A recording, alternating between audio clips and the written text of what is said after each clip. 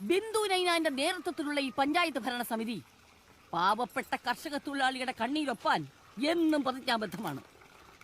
ഏതൊരു പാവപ്പെട്ട തൊഴിലാളിയോടും സ്വന്തം സഹോദരങ്ങളോടെന്ന പോലെ സമഭാവനയോട് പെരുമാറാനാണ് ബിന്ദു നൈനാൻ ശ്രമിച്ചിട്ടുള്ളത്. എന്തൊരു കിടന്നിരിക്കണം, എന്റെ അച്ഛന്റെ കുത്തുകൾക്കൂടെ കത്തിച്ചു വെച്ചിരിക്കണ.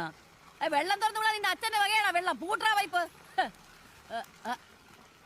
എന്നൊന്നും എഴുതിയില്ലല്ലേ? എഴുതിക്കോളാം മനസ്സിലുണ്ട്. അണ്ണന് നല്ല മെമ്മറിയാ. ഈ കുടുംബശ്രീയുടെ സ്വാധീനം നിങ്ങളുടെ പഞ്ചായത്തിൽ എങ്ങനെയാണ്? അല്ല, ആദ്യത്തെ ചോദ്യത്തിന്റെ ഉത്തരം കഴിഞ്ഞിട്ടില്ല. രാഷ്ട്രീയ മൂല്യച്യുതികളുടെ ഇരയായ ഈ ബിന്ദു നൈനായി ഈ ഡ്രസ്സിൽ ഫോട്ടോ എടുത്തടാ.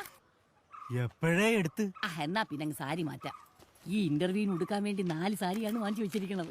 ഇതൊന്നും എഴുതി കളയല്ലേ, ബന്ധത്തിന്റെ പുറത്ത് പറഞ്ഞാണ് കേട്ടാ.